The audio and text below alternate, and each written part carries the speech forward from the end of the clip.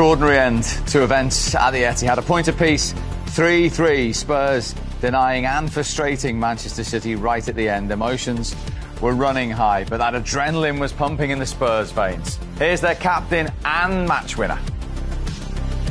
Yes, sir. Well, congratulations on a hard-fought point. It must feel like a huge point, Diane. Oh, of course, we would like to win. We had the last chance in the last second, I think, but in the end, it was an unbelievable second half from us. I'm really proud of the guys, and really we have to play like this all season. Yeah, one thing about this side we're seeing, Sonny, you don't stop believing, do you? Yeah, of course, that's why we love football. I mean, that's what I told to the lads, and the gaffer also spoke about before the game. Obviously, Man City is a huge team and one of the best teams in the world. So, yeah, but football, that's why we love football. You know, it happens sometimes, but but we kept believing until 90 minutes. So, yeah, I'm very proud of the team. A roller coaster of a game and a roller coaster of emotions for you at the start to have scored at either end within the space of 2.5 minutes. No, look, that's a football. Sometimes happen. Obviously, I'm trying to do the best thing for the team, and I couldn't react. Obviously, but still, good experience to score on goal first times against Man City. You did find a way back, but how hard was it once you were 2-1 down to try and get control again in that game? Really hard, but like I said, the second half was unbelievable. It was too bad that we conceded that goal, because if we kept playing like that, we would have won the game. But we have to learn. We have a lot of things to learn, but if we can just learn to get better mentally, then we're going to be on top of the season. Yeah, mentally, tell us what's going through your head to then go 3-2 down. You've got about 10 minutes to go to find yourselves back into that game. What are you thinking? Nothing. That's the best always. Don't think nothing. Think as little as possible, and then God will do the work. But there's always that belief there, Sonny, that you could find that equaliser.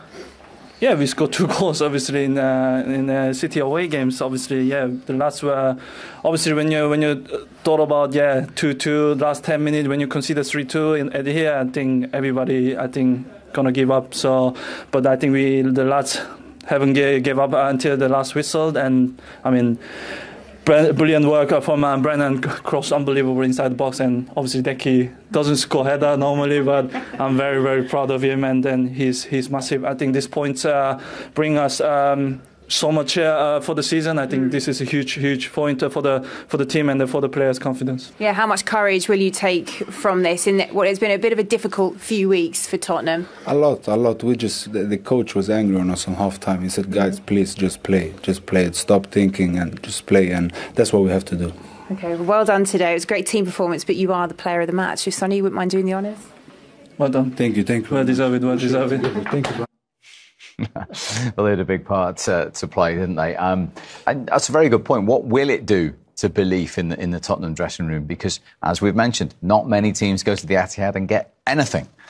Well, also on the back of 3 losses as well. That would have been the 4th loss if they'd have gone down 3-2. And I think that just dissolves every bit of confidence that they might have had in the manager and the way they're playing, because they are playing a risk game, there's no doubt about it.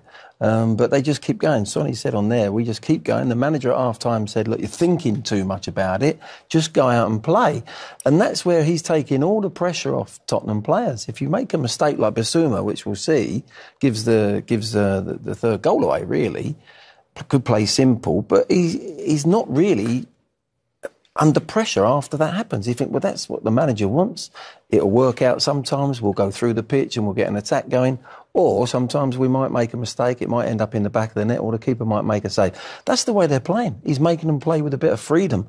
I like the way they played second half, as I said earlier. I think second half there was a nice balance.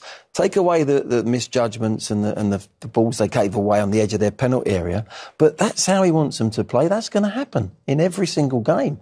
First half, Bissouma did the same thing, got away with it. Ireland hit one over the bar, if you remember. Give it away right outside the box. But the manager hasn't said to him, I don't want you to do that, because second half he's gone and done it again. But he's saying, go and play, I'll take all the fear out of your play, and if it doesn't work out, it's on my shoulders, not yours. And that's the way Spurs are playing at the moment. And from a player's point of view, Owen, that's an extraordinary amount of faith the manager's placing in them, isn't it, really, in a situation like that? Yeah, I think it's exactly that. He just says, look, just play, keep playing, keep popping, keep moving the ball. And they just create little overloads, little triangles. You know, we always start every football session, any team I've ever played on, whether England, Man United, we start with boxes, and that's just like a 6v2. That's all he's trying to do. He just creates little overloads all across the pitch, and all these players are moving into positions to create overloads so they can keep it, small little triangles and get out. It works. It's effective, but the problem is, defensively at times they look a little bit vulnerable. Glenn's right, that first half, they could have been down 4 or 5. But even though, they still come out and keep playing. And you think, if they get Maddison back in there, he's perfect for this system. They're going to be fun to watch. I don't know what place they're going to finish, but they're going to be a good watch. Yeah. It's the sea change, I think, as well, from what they've had, the recent Tottenham managers, the last 3 or 4. It's so negative, really, the defensive managers. So to go fly through that, and then all of a sudden you have probably the most offensive manager, most attack-minded manager in the world of football, I guess. It's a real different mindset for the players, and one I'm sure some of the attacking players are enjoying. But I'm not sure if I was the goalkeeper or centre halves and things like that, that I would be enjoying. I think you've got to say as well, Michael, is that to go to City away from home with 10 players out, and you're what I call the spine of the team as well. Some very good players, Maddison and likes, to go there and get a draw. However, hook or by crook, they kept going. That's a wonderful draw. It's a wonderful point because, I think they could have gone there in the first half. It could have been embarrassing, but it wasn't. They were brave and strong enough to keep going in the second half and believe in themselves. And it's a really good draw with the players that they had to play. Yeah, that's a good point, isn't it, with the players missing? It's massive. Romeo, he'll be back soon. Udogie came back in next game. I thought he looked good. Obviously, Van de Ven, when he's back in, they look fantastic. Richarlison was back fit on the bench, but their best player in James Maddison, So I think these players will be quietly confident. They get everybody back fit. They'll be a threat to anyone. Okay, well, Michael's just said I'm not sure how he'd feel being a goalkeeper in this team. We can find out because the Spurs one, Guglielmo Vicario, is waiting to speak to us live at the Etihad. Well, first of all, Guglielmo, great to see you. What on earth was it like to play in a crazy game like that? It was an unbelievable Sunday afternoon for us. Yeah, I think it was a little bit difficult for us at the beginning. I think we suffered much than we deserved Manchester City. And then I think after half-time we changed our mentality and we tried to do more brave, with more courage, with more intensity and more intention to play our football. And then I think we deserve this draw. You're talking about the second half. Let me take you 16 seconds into it. You're 2-1 down. You gave the ball away, but then made a brilliant save. This would have been 3-1 and a very different match, potentially. Yeah, it doesn't count because it was my mistake, So it does count. Come on. Nah, it doesn't count because I have to play better. But it was good, Bernardo, because it was waiting for me, and then it was a good save. Now I can see that. Guillermo, it's Michael Owen speaking. I was just wondering, have you ever played in a team that is more attack-minded than this one? No, never. Because my career started from the bottom and very low level. So this is my first year just to play with such these great players, So I'm very happy to be here and to can improve my also with my feet and my save with everything. So I have to be very thankful to the Spurs. At half-time, you said the manager said he wanted you guys to be a bit braver. As players, sometimes, when you're in a game, do you think, well, this could go the other way at Manchester City? Being that brave and that positive on the ball, that open at times? Or was the manager say, look, go and play, be positive and try and win the game? Yeah, of course, because in the first half we didn't show that. We were a little bit, I think, not scared, but not free in the mind like we had to be, So I think in the dressing room we look each other in the eyes and we say we have to change now because these are the matches that you didn't dream to play when you're a child. So we cannot play with fear. We have to show our best and I think we did. So of course we deserve this draw. And just finally, Guillermo, you're only the second team in almost a year to get anything in the Premier League at the Etihad. The way you did it late on as well, what does that do to belief within the group, especially with so many players missing at the moment? Yeah, I think, of course, we miss many players, but we don't have to, we cannot have some excuses, so, you know, so we have just to keep going, keep working, and nothing gonna change. Yes, of course, we hope they can come back as soon as they can. We are waiting for them, but now we have to be focused and we have to prepare the next match on Thursday. Well done today. Really appreciate you joining us. Thank you very much indeed. Thank you. Bye bye. Well done. Guglielmo Vicario live from the Etihad for you. It is West Ham next in the week on Thursday. But let's have a look at that equalising goal. The fourth in the 90th plus more minutes this season. Nobody other team in the Premier League has got more late goals than Tottenham. Well, it's a lovely little build-up, as Owen was saying. Little triangles they perform in that midfield. Shifted the ball, Johnson, and Kulusevski comes and arrives on the back post. I don't think Ake actually has a look. If you look at it from the wide angle, look how wide he is. If you said he's going to score from that position, you go, don't be stupid. How's he going to get there? But he drifts in, and the ball from Johnson stood up lovely. And he's got the run. Ake doesn't have a little look, doesn't look over his shoulder at all. And in the end, he arrives in there in the perfect moment. A little bit off his shoulder there, Eichel. Goes off his shoulder. It was off his shoulder. Yeah. But I loved his bravery. I mean, he wanted that, didn't he? Yeah. He really wanted it. It has just flicked off his shoulder, but I'm not going to bemoan that. I was going to few off my shoulder before, even though you mean to head it. I just wonder whether Ake's body position, he was very much facing the ball. Obviously, the textbook could say just open up a little bit, so he knew he was coming, because I think he caught him by surprise, didn't he? He probably saw him so far away and thought, right, I'm on my own here. I can plant my legs and head it away, but all of a sudden he's on his shoulder before he can blink. When he glanced, there was a distance between the pair of them, and then by the time the ball's been delivered in the air, Kulusevski's made that ground up, and I think that's a lesson for defenders. You've got to constantly be opening the shoulder. The thing, obviously, I mean, the Johnson ball and the Kulusevski header are brilliant, but I think if we can go back to the top of the clip in midfield when they first keep it, Skip could easily lose the ball in that position, because the way he receives that ball, actually, 9 times out of 10, you'd lose that. You know, you turn it on. But this is their football. Look, little triangles out, whoop, and out. You know, that's exactly what Ange wants. You know, late in the game, normally that's a turnover and that's a counter.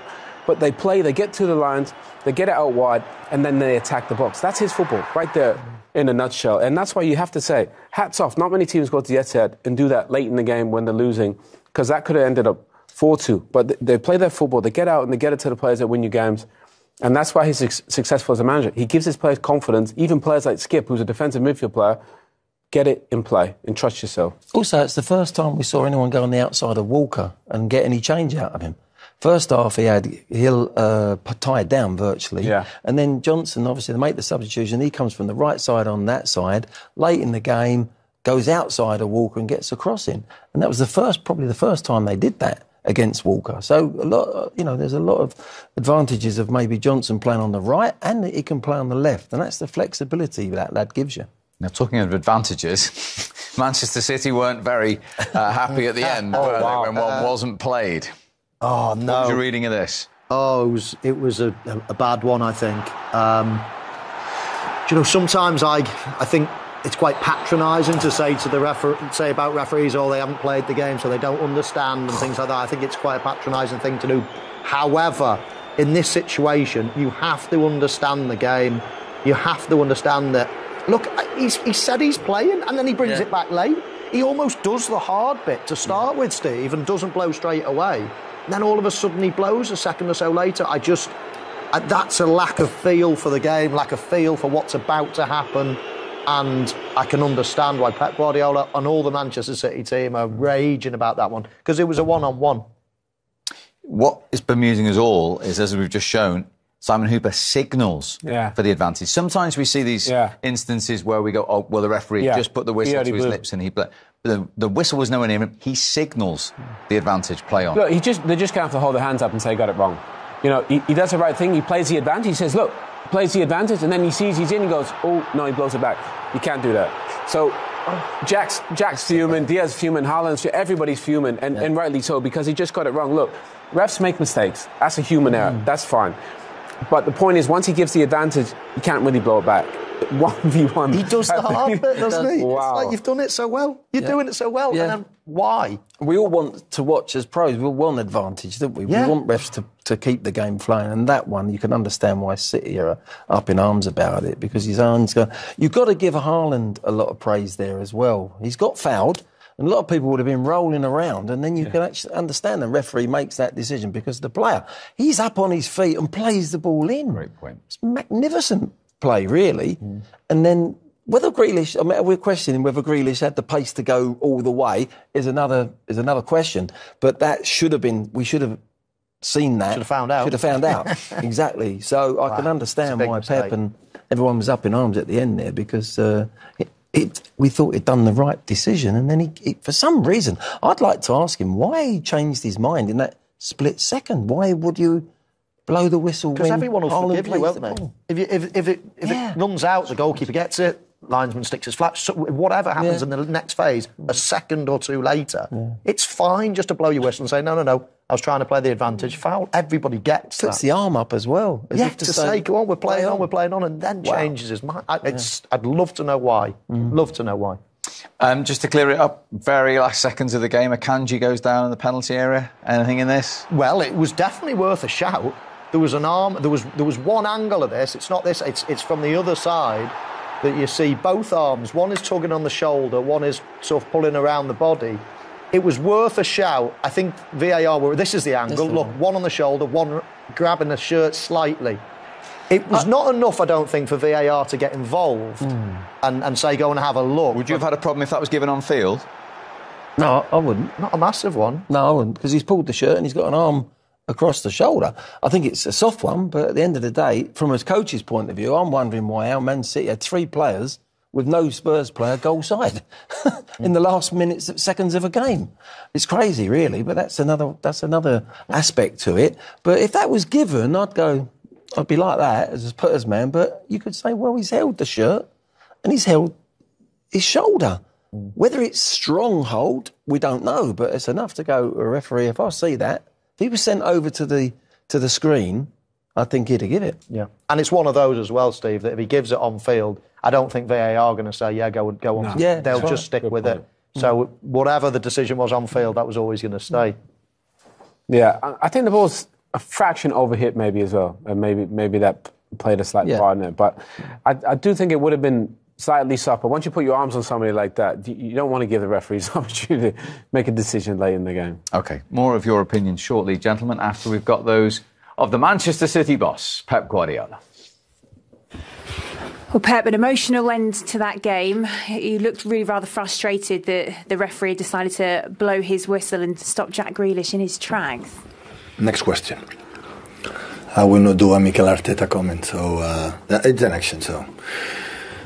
Yeah, but apparently, it's difficult when you review the image, so the referee want to whistle, after say, OK, play on, and after the pass, whistle. So this is what I don't understand, the action. But anyway, so it was a good game, the most important thing.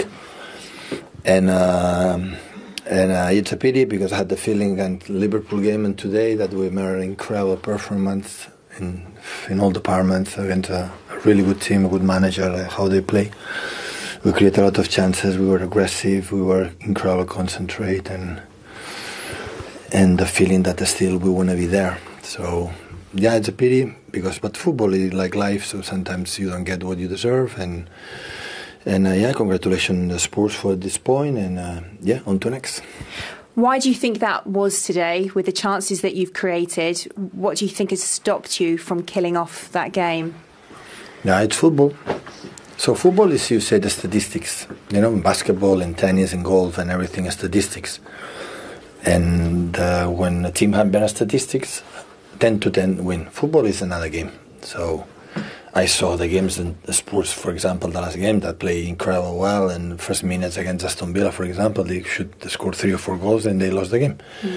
So football will come one side for the other one, and now we need to, to live there. We are able to score 4 goals in Stamford Bridge, and we create more chances than them. And Liverpool was quite similar today, and we were not able to do it. So it's that period, and continue.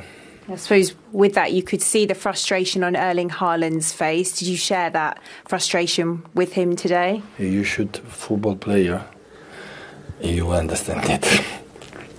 So you share that frustration with him. Was he perhaps just showing he's a human being today and not every game he's going to score goals? He is a fantastic player. So his frustration is for the last action, not for the game. The game had the chances, and sometimes it doesn't matter. So it's football. But we are there, still one where we want, still, you know.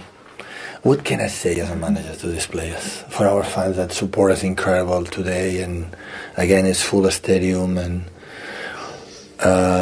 what I say. So yeah, it's okay. Maybe next time will be better and improve for some departments, because the game against Liverpool, the game against today. So how many chances they create? Not much, but the reality, this is a business, is results, and we didn't get it then today neither. But okay, continue. So on to next. So Tuesday, Wednesday, have another one and go for it. Thank you for your time. You're very welcome. Thanks, Pep. And in the end, he was fairly philosophical after saying he wouldn't do a Mikel Arteta comment right at the start. He did say they didn't get what they deserved. I mean, overall, would you agree with that, or was that just first half? Well, I thought they were significantly better first half and probably should have been, 3 or 4 up. Second half, I thought Tottenham were really good. I think he's probably talking more about also that last action, because if Jack goes in, he's going to get a shot off, isn't he? And, could score, he couldn't. But I thought they were better, a little bit better than Tottenham, and probably deserved to win the game. But like Pep said, football isn't about kind of who has more possession and more shots. The margins are really fine, and I think we saw that kind of last season in the Champions League for them. He started to get those margins right, played a little bit more defensive, allowed the front players to win the game. Today they were better, but they didn't win the game. I think the big issue for them is they're conceding too many goals, I think, at the moment. 8 in the last 3. Yeah, that's not like him. But look, he makes the games fun, Pep. He makes them open and fun. They're probably a little bit too fun for him right now. He likes the control and the rhythm, and I'm sure he'll get that back soon. Any worries at all there? 8 goals in 3 games for the champions, a bit unlike them, but as Owen says, he's making it great for all us to watch. Yeah. No real worries. I mean, Manchester City, I should say, are building all right. These top teams always, the first couple of months of a season, I think you can take the form, take little actions or like defensive problems or whatever with a pinch of salt. Soon as Christmas is out the way and then the big prizes start to come into focus, they start needing to win in the league, they start needing to win Champions League, they just start getting into a grinding rhythm, and I think that's when you see their true colours. I wouldn't be concerned if I was a Manchester City fan at the moment. They're playing well, scoring goals, pretty fit squad at the moment, so yeah, I think it's fine. I think it was a little hangover, from they played in Europe, Leipzig, they were 2-0 down. And had to come back, and they raised their game and did it. But there was a mentality there at the start of the game, in that game, that wasn't there. They didn't have they only played when they had the ball. They didn't really switch in defensively. A little bit like that today, although Spurs gave them a lot of opportunities. They didn't actually carve Tottenham open time and time again. A lot of them come from the mistakes of Tottenham. And they should have, there's the advantage is a terrible decision at the end there, but I'm sure Pep has had words with the players in his dressing room and said, look, we can make that as an excuse. But no, the real reason we haven't beaten Tottenham today is because we weren't clinical enough. And Michael's absolutely spot on. The bigger the game, as they go further in competitions and get closer to the end of the season, they'll get the balance of both their games going, defensively and attacking. Because when he first went there, it was too much the other way. It's all attack, and they used to give a lot of goals away.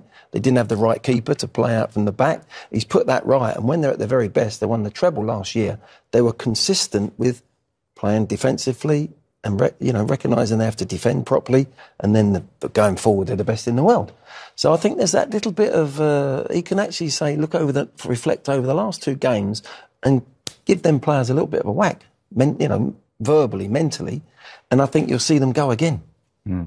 I think they were prepared to trade a little bit, though, today as well, weren't they? I mean, against Liverpool, I think they had a lot of respect for Liverpool, and it was a very, intense, close game. They probably deserved to win when you look at the chances. On balance, if anyone deserved it, possibly Manchester City did. I think going into this game today, they were probably thinking, you want to take us on at our own game? Go on then. I think in their mindset was less focused. This could be a dangerous. They were probably more thinking, come on then, we'll trade punches today. Hence the scoreline. We thought there'd be a few goals. We thought probably Man City would score a few more. And I just think that was the sort of the feeling going into today's game. But again, I wouldn't be worried about the team if I was a City fan. Villa next, who have just won 13 games in a row at Villa Park, and we saw Rodri booked, Grealish booked, so they won't be playing, and Doku go off injured. Yeah, I mean, it'd be a huge blow, obviously. I mean, yellow card suspensions, that's kind of that time of the season. We saw what happened when Rodri was out with that red card. They couldn't win. Doku going off, it looked like he had a little bit of a problem. He had a bit of a quiet day today. He wasn't at his best, but Jack Grealish came on and had a big impact. But obviously, you got to think, I see the handball there from Jack, but they got Kevin De Bruyne to come back into this team. I mean, and they're all brilliant, by the way. That's going to be this side of Christmas, though. I know, but he's to think you can add probably the best midfield player, arguably the best player in the Premier League, into this group of players with Pep. And like Michael said, they're still finding their rhythm. So you have to tweak a few things, but obviously Villa are a huge test. They're brilliant side. Their home form is absolutely unbelievable. So, but if you look after that, you think Luton and Crystal Palace, get King Kevin back in, and I think they'll be just fine. Jack Grealish thought he'd won it. First goal in 27 matches. Actually, it was Haaland to Grealish rather than the other way around. It was. What a partnership they've got between themselves. But it's normally, as you say, Steve, the other way around. I think Tottenham certainly could have prevented that. But as we were alluding to before, they like to play a high-risk game. But once it was won, it was quite emphatic, wasn't it? It was direct. Emerson needs to work on his clearances, doesn't he? Simple ball here, you'd say. He does. I don't know why he would turn back into all the bodies. And then all of a sudden, look at this. They've got 5 against 3, 5 against 4, 5 against 3, is that? You could say in 4 just about to, but, you can't be outnumbered like that. They're all queuing up to score. So it's, Tottenham could have avoided that, but from City's point of view, it was a nice winning the ball high and breaking fast. That's what a lot of teams like doing, and they certainly did that for this goal. That was 3-2. It ended 3-3, and we can go back to the Etihad now. Sean Wright-Phillips has traded our warm studio for pitchside at the Etihad. He loves that big coat. Look at him. There's that smile. Even though you haven't taken all 3 points. But in all seriousness, you had a privileged seat there for an outstanding Premier League game of football today. Yeah, it was a fantastic game from both sides to me, to be honest. That's why people love the Premier League. Spurs just went for it, which was great. And in the first half, I was thinking, can they really maintain this high pressure, this intensity? And they did it, and they played them at their own game and come away successfully, really. Could you see at half-time Spurs doing what they did in the second half? Could you see that coming? No, I actually didn't, to be honest. I kind of thought City were in a nice position, obviously, to control the game, but Spurs never gave up, even though they played with 4 fullbacks in that back line. They coped with it better in the second half than they did in the first. What about you were pitchside? What about the events at the end? Understandably, emotions were running high, weren't they? Yeah, very high. I don't know if they were thinking the same thing as me, but I couldn't understand what actually had happened because he actually played on. So I was confused as when the pass went in, why he blew the whistle. So somebody said to me offside, I said there's no chance. So when it did happen, I was like, oh, this is a bad decision. Erling Haaland probably took it worse than anyone, didn't he? He looks like a very angry man, I'll give you that much. You weren't close to this then? Or were you? No, I was getting my tea by then. Oh. It's Lo Celso, I think, here. He comes back. Yeah, no, I didn't see that part. Wow. Sean, Steve just made a couple of good points for once, actually. Talking about the next game, they're away at Aston Villa. A couple of wide players. You obviously know a thing or two about wide players in the Manchester City team, but like to Grealish suspended, Rodri, but he's more central. Doku went off injured. Of course, you've already got the likes of De Bruyne injured. How do you think they'll fare away at Villa with limited options, let's say, in wide positions? It's going to be very tough. I think Villa, especially at Villa Park, are flying. I think they've been incredible. But if I was to put my money on someone, I'd Oscar Bob. I think he's a fantastic young talent. It might be his time to shine. Interesting. OK, Sean, go get warm. Good to talk to you. Thank you very much indeed. That's from the Manchester City point of view. Well, he got a point on his very first visit to the Etihad. It looked an unlikely one for a long, long time. but that 90th minute equaliser from Kulusevski means the losing run is over. And here are the thoughts of Ange Postecoglou. Well, Ange, you've just said to us off mic there, an entertaining game. That's an understatement, isn't it? That's off the record, everything I say. No, it was an entertaining game. I think there was plenty in it. We were lucky to be in it at half-time, to be fair. City could have blown us away during that period. A bit similar to us last week against Villa, actually. But we hung in there, second half, a lot better. A lot more control, a lot more belief in the team. And, we get a reward for that, which is great for the lads. Yeah, you talk about the word belief there. How do you sum up the character that your team has showed across that full 90 minutes there, the way it ebbed and flowed? Yeah, look, it's been there all year. Like, I think the last sort of 3 results has masked that a little bit. Even the last 3, I mean, we're a bare bones in terms of the team. I'm asking players to play roles they're not familiar with. And within that context, I think we're still playing some decent football. So I think the character's been there all year, but we certainly needed it today. They're an unbelievable football team, and there are times where you just have to hang on like we did today, and we did that. When asked about your approach pre-match, you said you won't compromise. Saying that, it did look as if you were very frustrated around the nature of the City goals today. No, look, I think, first half, fair to say, we weren't anywhere near the levels we needed to be. We lacked some conviction and belief in our football. And look, City will do that to you. Like I said, they're an unbelievable football team. They put pressure on you, particularly here. They haven't lost too many games here at the Etihad. So, I thought second half, like I said, we just had a little bit more belief in ourselves, in the team we want to be, and we were able to claw our way back into the game. Dan Kulusevski said you gave him a real talking to at half-time. I wonder if you might be able to elaborate a little bit on that at all. No, there'd probably be only 3 words that I could actually say on here. But no, look, it's. I don't want to be unfair on the players. It wasn't anger at them. It was more trying to get them to, believe in themselves a little bit more than what they did in that first half. And it's not easy. I'm always mindful that, on the touchline where I am, everything looks very simple. But out there, when you're facing an unbelievable football team, it's difficult. But it was just a message to them that, look, whatever happens, I'll take responsibility for, particularly if it doesn't go well. But go out there and just believe in ourselves. And, I think they did that in the second half. Does it feel like in what has been a bit of a difficult few weeks, difficult period in the season, you might look back... Yeah, well, do you think you might look back on this game as quite a big moment for you?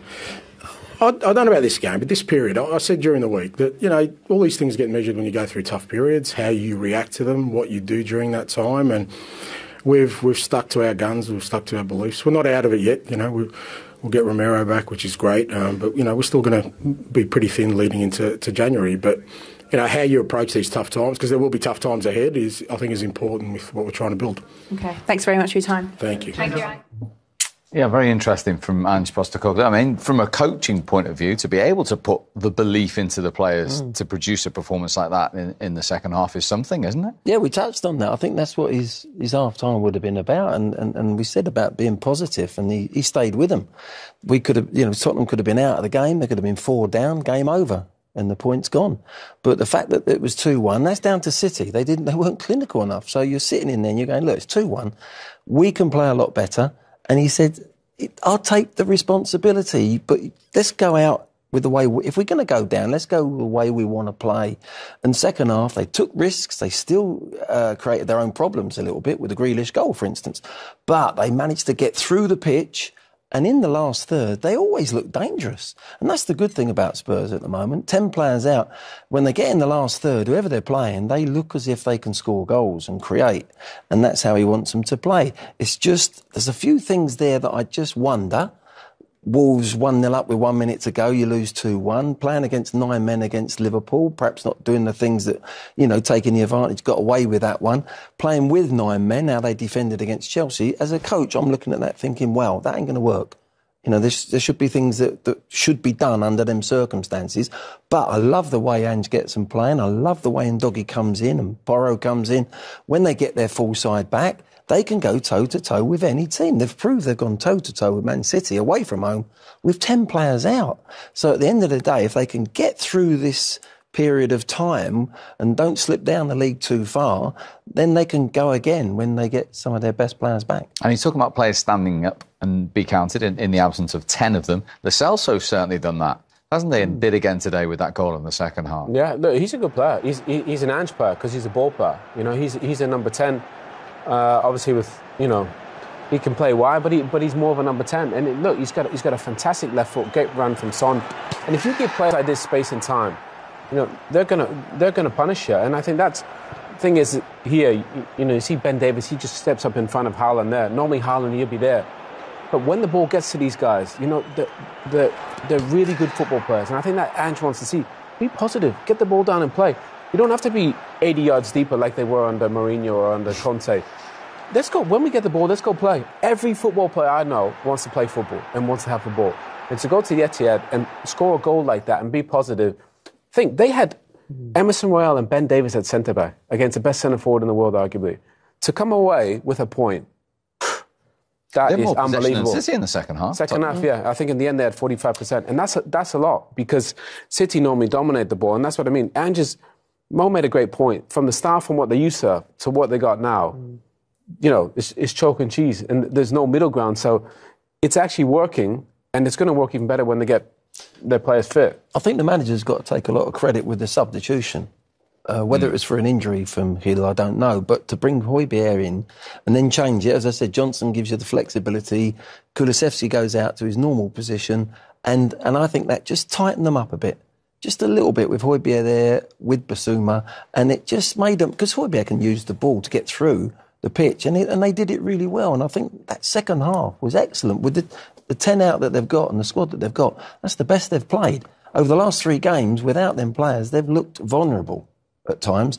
First half, they looked very vulnerable. Second half, City weren't opening them up. The problems came from when Spurs lost the ball in the defensive third. They caused their own problems. So there's a lot there, a lot of confidence and belief to come from that second half performance. Playing devil's advocate. That makes a change. Because some could say, well, why wouldn't you play Højbjerg to start with then? Maybe you could say it's a mistake in the first place. Well, exactly. I said before the game, I said I'm surprised that Højbjerg didn't play. I expected Højbjerg and Basuma to go in there and then do whatever you want to do. I thought that would be a balanced team to go to City. Still play. You're not going to go away from your principles, but I thought that would have balanced the team off much better, and he did it at half-time. And second half, look how they performed. Was that maybe a signal of intent? I'll play Lo Celso and I play Kulusevski and I play Basuma, so 2 number 10s, as a symbol of we're coming here to play. We looked at the team, didn't we, beforehand, and we all went, wow, he's going for it. Yeah, he's going for it. Yeah. That's when you said it could be a cricket score. Yeah. In one way or the other, a lot of goals scored, and we were right in that sense, but it could have... I mean, let's be fair, if City had taken them chances, it would have been 4-1 at half-time, and the game would have been dead and buried, and we'd have been sitting here saying, oh, this can't work, you go away to City, you can't play like that. But second half, he did the right thing at half-time, he changed the team, changed the system a little bit, and they just automatically looked a bit tighter. Still dangerous, though, on the break. 6 goals then at the Etihad Stadium and a point for Spurs.